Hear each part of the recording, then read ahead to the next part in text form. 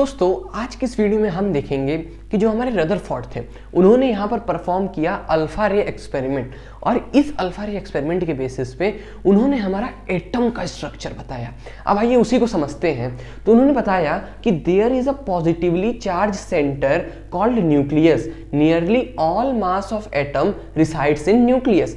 यानी उन्होंने बताया कि हमारा जो एटम है उसके बीच में एक पॉजिटिवली चार्ज हमारा क्या होता है, न्यूक्लियस होता है, और जो एटम होता है उसका सारा मास हमारा कहाँ प्रेजेंट होता है, न्यूक्लियस में। तो कुछ इस प्रकार का होता है हमारा एटम यहाँ पर, ठीक है, क्या है, बीच में हमारा न्यूक्लियस है, ठीक है, यहाँ पर इसमें प्रेजेंट है प्रोटॉन जिसका चार्ज क्या होता है, पॉजिटिव होता है, और न्यूट्रॉन जिसपे कोई चार्ज नहीं होता है। तो इसीलिए हमारा ये पॉजिटिवली चार्ज सेंटर है, ठीक है। वही अगर सेकंड पॉइंट की बात करें कि electron revolve around nucleus in a circular orbit, जो हमारा इलेक्ट्रॉन होता है वो न्यूक्लियस के चारों तरफ क्या होता है, सर्कुलर ऑर्बिट में ऐसा चक्कर लगाता रहता है, ठीक है, इस तरीके से घूमता रहता है। ये न्यूक्लियस है तो इलेक्ट्रॉन ऐसे ऐसे ऐसे घूमता रहता है। अब यहाँ पर क्यों कहा गया है कि सारा मास हमारा एटम का न्यूक्लियस में रिसाइड करता है, क्योंकि अगर हम बात करें कि अब देखो न्यूक्लियस के अंदर प्रोटॉन और न्यूट्रॉन प्रेजेंट है, वही अगर हम बात करें इलेक्ट्रॉन बाहर है और इसका मास हमारा क्या होता है 9.1 इंटू 10⁻31 kg, जो कि हमारा क्या मान लिया जाता है, नेग्लिजिबल मान लिया जाता है।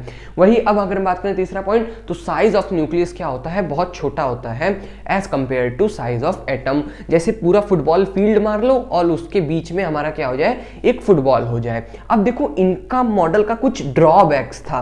वो क्या था कि जो हमारे रदरफोर्ड थे वो हमारे एटम की स्टेबिलिटी को नहीं एक्सप्लेन कर पाए। देखो जब कोई भी चीज, जैसे ये हमारा न्यूक्लियस है और इलेक्ट्रॉन उसके चारों तरफ चक्कर लगा रहा है, तो जब कोई भी चीज किसी का चक्कर लगाती है तो वो एक्सेलरेशन में होती है, उसकी हर एक पॉइंट में वेलोसिटी चेंज हो रही होती है, तो वो एनर्जी को क्या करेगी, रेडिएट करेगी या फिर एनर्जी को लूज करेगी। और ऐसे लूज करते करते करते एक समय आएगा कि वो न्यूक्लियस में इलेक्ट्रॉन क्या हो जाएगा, गिर जाएगा। और अगर ऐसा होता तो हमारा आज तक हम भी नहीं होते, आप भी नहीं होते, कुछ नहीं होता, एटम हमारा एग्जिस्ट ही नहीं करता। लेकिन ऐसा नहीं होता है, यही हमारे रदरफोर्ड नहीं समझा पाए, ठीक है। वही दूसरे साइंटिस्ट आए जो कि हमारे बोर वगैरह थे, उन्होंने बताया कि ये जो इलेक्ट्रॉन है ये सर्टेन फिक्स्ड ऑर्बिट में, जिसको हम डिस्क्रीट ऑर्बिट कहते हैं, उसमें घूमता है, और ये जो ऑर्बिट है इनकी एनर्जी फिक्स्ड होती है, और इसमें जब इलेक्ट्रॉन घूमता है तो वो एनर्जी को रेडिएट नहीं करता है।